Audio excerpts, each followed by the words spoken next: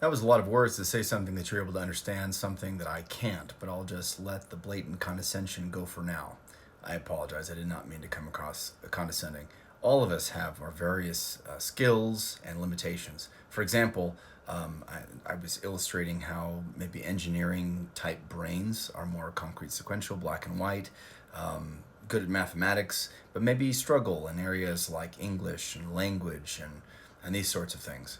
And sometimes there's people that are maybe a little bit more inclined towards English and language and history and psychology, but maybe struggle a little bit with mathematics. For example, I myself, I do really struggle with mathematics. I have a very hard time keeping track of all the numbers in my head.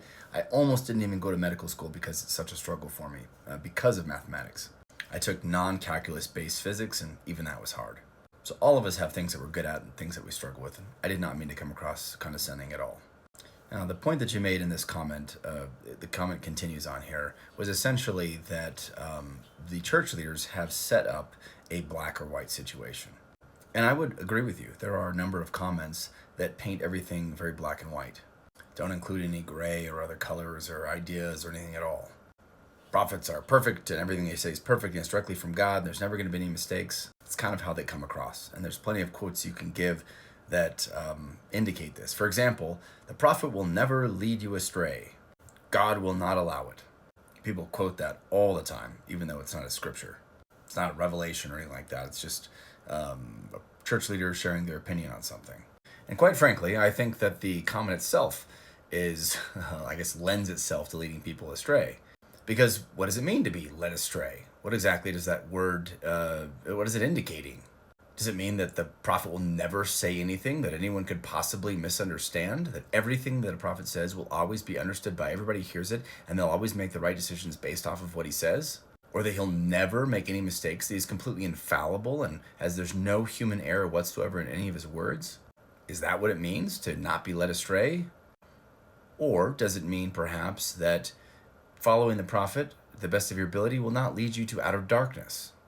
I'd probably lean a little bit more towards the second possibility. But this is the thing about language, is that anything that you or I say or anyone says could be subject to dozens of different interpretations or meanings.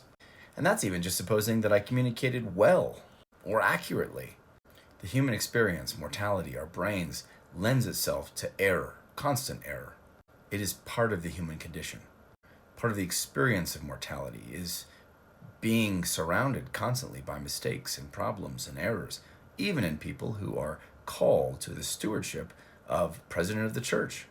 They have a responsibility or stewardship to receive revelation and guide the church with prophecy. But do they always do that perfectly?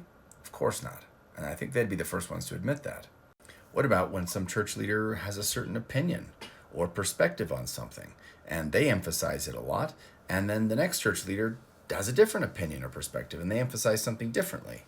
One example you gave was calling us Mormons. So President Hinckley said, well, let's just, that's the name people seem to give us. Let's just take it and run with it, even though that's not really what we're called. That's kind of what the people that persecuted us called, but we'll just call ourselves Mormon. Joseph Smith even kind of went with this. He's like, well, people seem to call us Mormons because of the Book of Mormon. That'd be like calling us Malachi's because of the Book of Malachi or something like that. It's just another prophet, some person.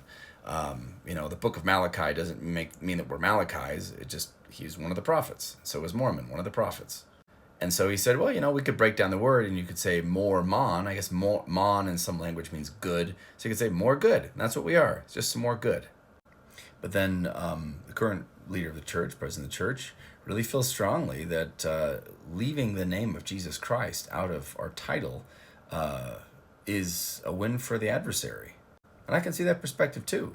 It says when we address ourselves, we should say we're followers of Jesus Christ, and that this is the church of Jesus Christ, not the Mormon church. This isn't Mormon's church at all. In fact, there's scriptures that condemn this. Maybe, just maybe, it was possible that the prior church leaders felt, this is the name that we've got. Let's shine it up as much as we can. And then when President Nelson came in, he got some instruction. Maybe he prayed about it and asked about it, got some different instruction. Or maybe it was his biases and opinions. Maybe it was a timing thing. Maybe it was the right time, and that was why he emphasized this. Previously, it wasn't the right time. I don't know. Quite frankly, it's very, very difficult to receive revelation. Not an easy thing at all. And the church leaders do the best that they can, I'm sure. I think they're amazing people. They're amazing humans. And being humans, they're subject to error. And for me, if I say, oh, well, that human makes errors sometimes, they're 99% of the time they're right, but 1% of the time they might be a little off on something, or maybe not even off, just have a different emphasis. Therefore, 100% throw them in the garbage, not reliable. To me, if I took that same approach with history, I'd throw all of history away. If I took that same approach with psychology, I'd throw all of psychology away. If I took that approach with even like criminal sciences, you have to throw all that away. I mean, all of it is basic to, or subject to human reports, and human reports have errors in them. 10 people witness a crime, and all people will emphasize different parts. So you're just gonna not have any witnesses anymore? Throw away the entire criminal justice system? Throw all the history books in the garbage because they're not reliable? Not do any more studying of psychology because everything's subjective reports and it has human error in it? Even looking in fields like medicine, we find that there's tons of error. In fact, for most of human history, medicine, the field of medicine, medical sciences, was more damaging than it was good. Should we just throw it in the garbage? Of course not. We wouldn't approach any of these other subjects in that way. And in my opinion, we shouldn't approach theology that way either. We should approach it scientifically, understanding that it's not a field like mathematics, it's more of a field like history, psychology. And so it's going to have a little bit more subjectivity to it. So you do the best that you can with the information that you have. So if you've got 10 people all reporting something, you look for what those 10 people overlap on. That has a higher likelihood of being accurate. Just like if there was 10 people that saw a crime and 9 of them say, well, I saw the person had brown shoes. Well, they probably have brown shoes then. One of the people says black shoes. Well, probably brown. So some people said brown. But if one of them says the person had purple hair and everybody else says the hair was blonde, it's probably not purple hair. You do the best that you can with the information that you have. On most of the things, most of the times, most of the church leaders agree with each other. Occasionally they'll be off on a few things, but usually it's not things that are that big of a deal. Here's the way that I see all of this. The whole point of mortality is for us to experience it. We're here to get a body and to understand and experience time and value and scarcity and all the other difficulties that come with being mortal. It gives us good experience. This will be useful for us in the future moving forward. We also recognize that being on earth and being immortal is hard, and so God sent us some help. God is, in my opinion, this life is a little bit more deistic than maybe some other theologians see it as. I don't feel that God's in heaven pressing buttons and pulling strings all the time, forcing people to do things or causing things to happen. That it's more of a sandbox of agency where people have the ability to make all kinds of choices. And so if the church is going to progress, it's going to be according to the choices that people make. And depending on which way it progresses will be dependent upon the kinds of choices that people make. And it doesn't really matter what kinds of choices people make because ultimately the purpose of mortality is still going to be accomplished regardless of what kinds of choices that the church leaders make or what direction they go or however many thousand years it takes to get there. We're still all experiencing mortality, but we're getting some help, but we're limited to the help that people use their agency to give us. And that includes church leaders. Now, inasmuch as a church leader asks for help, they get help. Inasmuch as they ask for correction, they get correction. Inasmuch as they're able to receive it.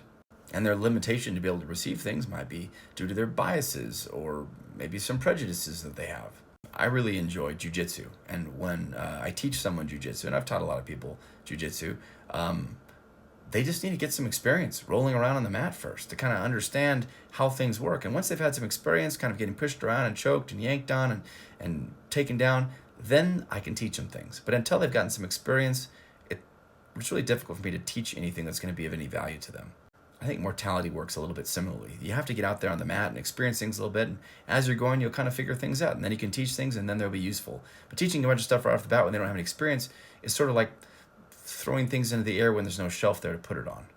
Mortality is still accomplishing what it needs to be accomplishing, even if everything's not binary and perfect and things like this.